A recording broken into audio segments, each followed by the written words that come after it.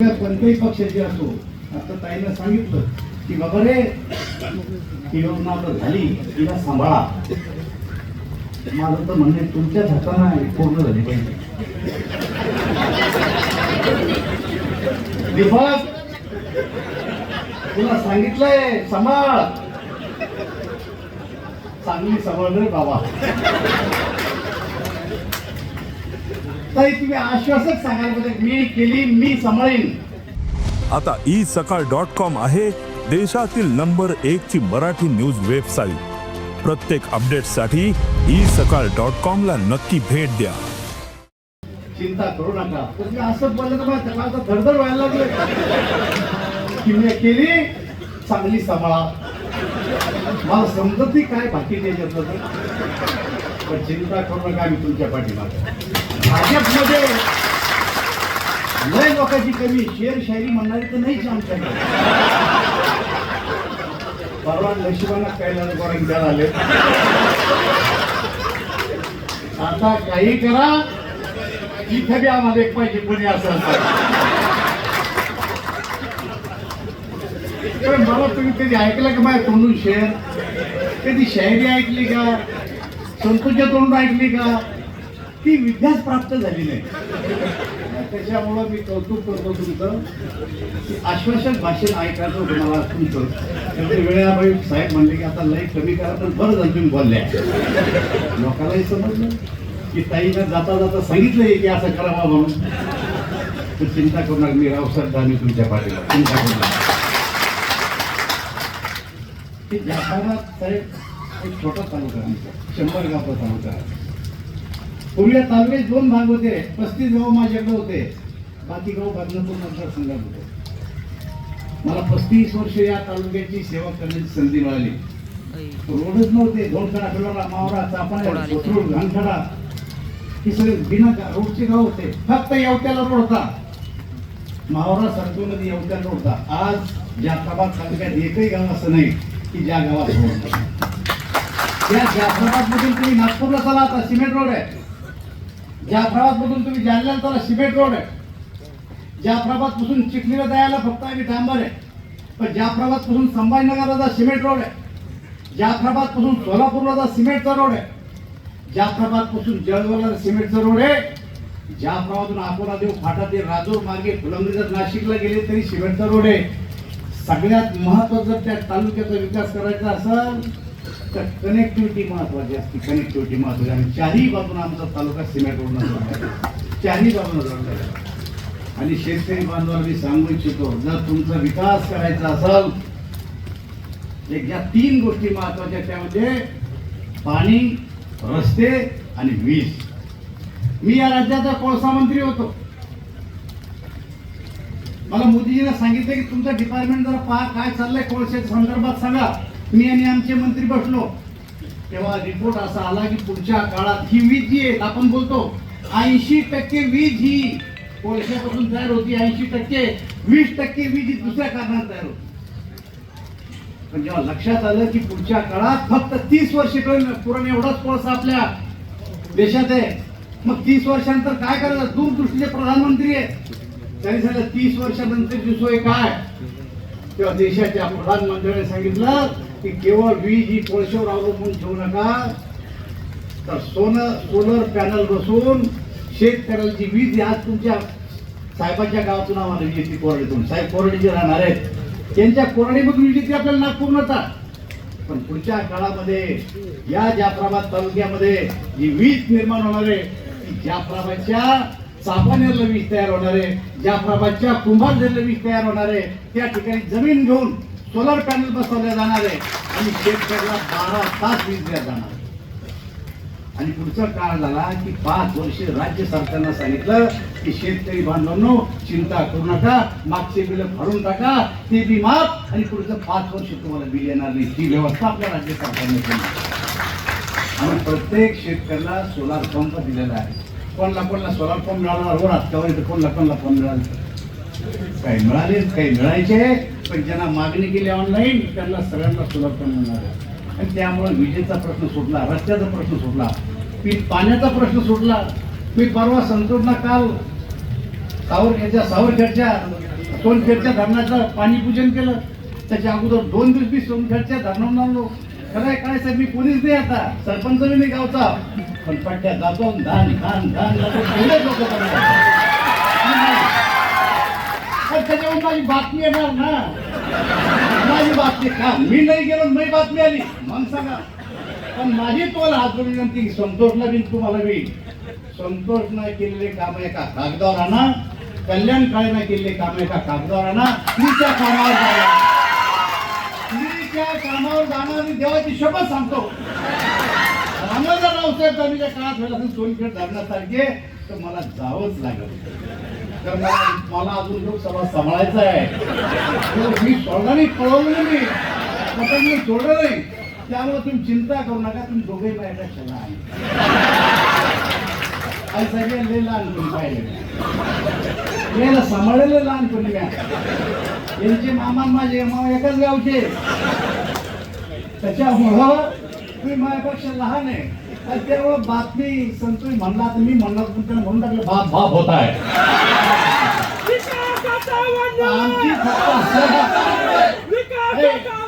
आमची फक्त आपल्या आग्रहाची विनंती आहे की आज जबाबदारी तुमची सर, तुम्ही या भागाचे खासदार. माझं म्हणे मी तुमच्याकडे वर्ष दीड सव्वा वर्ष होईल, एक वर्तमानपत्र काढा की कल्याण काळेवर मी टीका केली, एक वर्तमानपत्र काढा. आणि मी जेव्हा निवडून आलो त्याच्या दुसऱ्या दिवशी प्रेस कॉन्फरन्स घेतली आणि सांगितलं की मी कल्याण काळेच्या विरोधात बोलणार नाही. खरं तुम्ही माझे विरोधक आहे, मी पण तुम्हाला एकदा पाळलं, तुम्ही मला पाळलं, राजकारण आहे.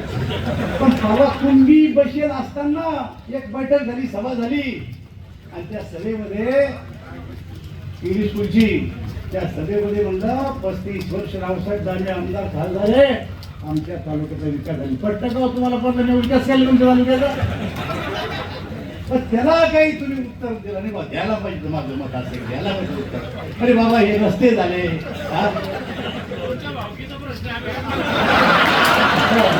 असं आहे. तुम्ही मैत्रिणीच नाही का? तुमची बायको माझ्या नात्यात नाही आहे का? तुमचे मामा मी एका शाळेत होतो पण नव्हतं.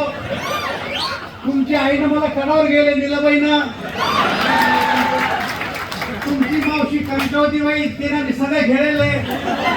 पाचवीला होतो मी तुझ्या शाळामध्ये. मी तुमचा पुण्य असं कसं म्हणता, भाऊबंद असतो. आपलं नातं लय जवळच आहे.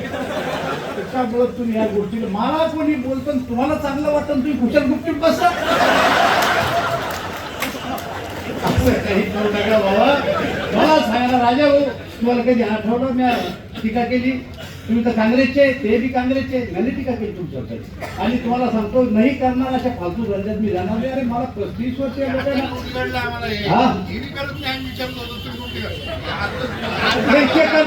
हे बा राजा भाऊ, त्यांच्या टिकेची बातमी माझ्याजवळ आहे.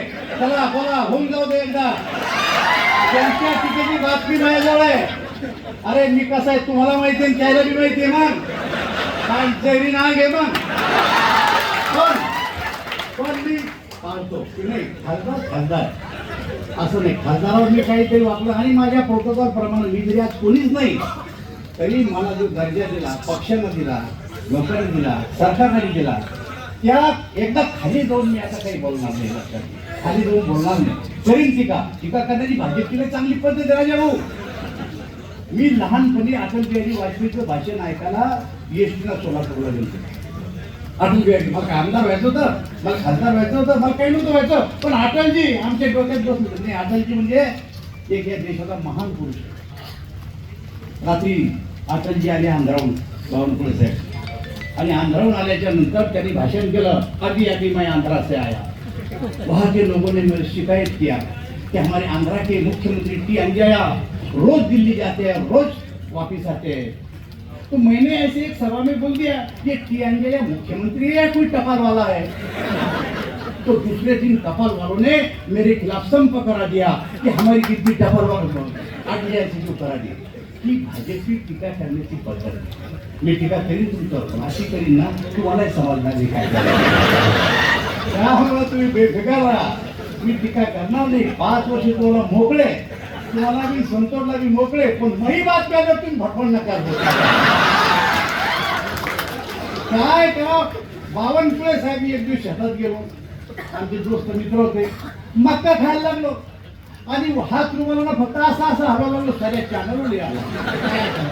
आमचा दोस्त अहमद मला भेटायला अजून पोस्टर आले आणि म्हणे मला विधानसभेला मदत करा. तर त्यांची इच्छा होती बघ पेपरला फोटो द्यायला लागतो, माझा फोटो निघला पाहिजे, फोटो काढ लागतो, आमचा हमद्यामध्ये द्यायला लागला. आणि मग सर काय एवढाच मला साड्या पेपरला दिल्लीहून मला फोन लातून मारले मी. आता मी करू काय, मला सांगा मी करू काय. या बातमीदाराला सांगा त्याने व्यवसायात जाणे सोडून माझ्याकडे मी पास झाले बाबा. जिल्ह्यात मी त्याला विचार माझ्या बातम्या अशा दाखवतो मी काही की लोक ते बातमी माही उचलतात. मी काही म्हणतो शेतायला की माय माझं नका या जाऊया, मला शेतीतलं जीवन जगू द्या. मी वखर आणतो पाहून द्या, मी पाठवतो तुम्हाला व्हॉट्सअपवर. वखर आणता आणता मी बातमी, पेरता पेरता मी बातमी. तरी मी पत्ते पाळतो की बातमी एवढी म्हणतो येतीच आणि तुम्ही तुझ्या दुर्लक्ष करा, पण मी केलेल्या कामावर मी जाईलच. नाही मग कामाची यादी करा तो मी. कल्याण काळेना सांगा मला फोन करा, मला मी पाळीन. कल्याण काळे सांगा तुम्ही या कामावर जाऊ नका, मी झालोच ना. संकट सांगा या कामावर जाऊ नका. आता बघा 6.5 कोटीचं राजा भाऊ आता सभागृह बांधणं चाललं भोकरला. मी खासदार असताना पैसे आणलेले, मी जाणार आहे की नाही मला सांगा. जाणार आहे की नाही राजा भाऊ. 1.5 कोटीचं वाचनालय बांधतोय संतोष पण माझ्या काळातले पैसे. मी जाणार आहे की नाही जाणार आहे मला सांगा बरं तुम्ही. अरे अजून 5 वर्ष पण एवढा पैसा माझ्या काळात आणलेला आहे. आणि जालना जिल्ह्यात आणलेले 200 कोटीचा रेल्वे स्टेशन बांधण्यात चाललंय. ड्रायपोर्ट 350 कोटीचा बांधण्यात चाललाय. 850 कोटी रुपयाचा रुंदीकरणाला पैसे दिले संभाजीनगर पर्यंत. आणि आता त्या ट्रॅव्हलला टोकन ग्रँट करून सोडलं होतं. आता पुढच्या टोकनीकडे 2000 कोटी रुपये भेटले. आणि जालन्यापासून जळगाव पर्यंत 7106 कोटी रुपये रेल्वेला मंजूर करून आणले. आता या कामावर गावाकडे जाऊन मला सांगा, मी जर गेलो तर बातमी येणारच. मी टीका म्हणून बोललो, पण गैरसमज बरोबर रावसाहेब आम्ही अजून चेनच बसे ना काय करू. पैसा मिळालेले माझ्या काळात आणले त्यामुळे मी जातो तर काय करा. ताई तुम्ही नाराज होऊ नका, मी बोललो तुम्हाला नाराज. आपण एकाच गावचे दोघं. मी गेलो त्रास देईल ताजमे साहेब असं कोण बोलले तुम्ही काही करू. मी आहे समाज. चला बावनकुळे साहेबांना बोलायचं धन्यवाद. तुमची राजूरला एक तहसील व्हावी अशा पद्धतीचा एक बऱ्याच दिवसाचा जुना प्रस्ताव सरकारकडे प्रलंबित आहे. एक ती तहसील करा किंवा अप्पर तहसील करा अशा पद्धतीचा एक प्रस्ताव राजूरचा महसूल खात्यामध्ये प्रलंबित आहे. तोही आपण मनाने आपल्या मनावर घेऊन लवकरात लवकर शासन दरबारी त्याचा पाठपुरावा करावा. मी संतोष दानवेंना विनंती करेल की आपण त्याचा पाठपुरावा करून आपल्याला कसं लवकरात लवकर राजूरला एक तहसील कार्यालय आणता येईल का याचा विचार महसूल मंत्री या नात्याने आपण करा अशी अपेक्षा या निमित्ताने व्यक्त करतो. लहानेताईने महसूल मंत्री महोदयांच्या संदर्भातल्या ज्या भूमिका त्यांनी महसूल मंत्री झाल्यानंतर घेतल्या त्या निश्चितपणाने वाखाणण्याजोग्या. मी आपल्याला बावनकुळे साहेब धन्यवाद देईल की आपण 2 शेतकऱ्यांच्या 2 भावाची वाटणी करायची असेल तर ते वाटणी पत्र जर रजिस्टर्ड नसेल तर तलाठीकडे गेल्यानंतर आणि मंडळ अधिकाऱ्याकडे गेल्यानंतर काय त्रास होत होता त्याच्यावर न बोललेलं बरं. म्हणून आपण कायमचा तो त्रास आमच्या भावाच्या वाटण्याच्या संदर्भातला कमी केला आणि तो त्रास कमी करून आम्हाला कायमस्वरूपी न्याय मिळवून दिला. त्याबद्दल आपले आभार मानतो आणि आपल्याला धन्यवाद देतो. भैया 2 मिनिट रुको ना. ए भैया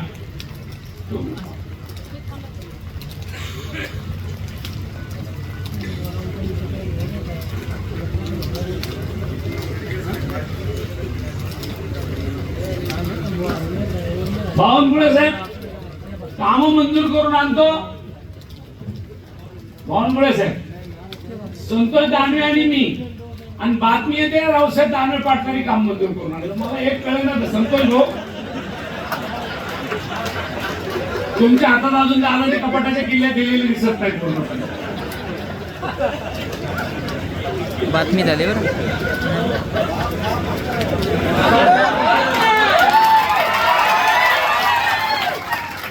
बापाचा आदर आपण आईचा आणि बापाचा आदर करावा हे आपल्याला संस्कृतीने शिकवलंय.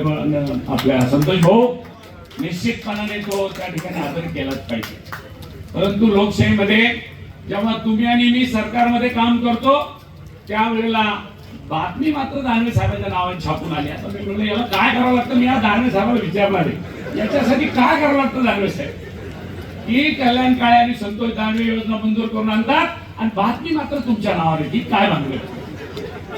त्याच्यावर आपण दानवे साहेबांशी चर्चा करून विचारविनिमय निश्चितपणाने करू. असो, शेवटी बघा लोकप्रतिनिधी म्हणून त्यांनी अनेक वर्ष या भोकरदन मतदारसंघात किंबहुना जालना जिल्ह्यामध्ये नेतृत्व केलं. लोकप्रतिनिधी कोणत्या पक्षाचा आहे याच्यापेक्षा महत्वाचं आपण या भागात कोणतं काम मोठ्या प्रमाणात आपल्या भागात मंजूर करून आणतो ही प्रत्येक लोकप्रतिनिधींची भावना असते. ते करण्याचं काम आपल्या मंडळीने केलेलं आहे. यापूर्वी करत राहिलो, इथून पुढे करत राहू.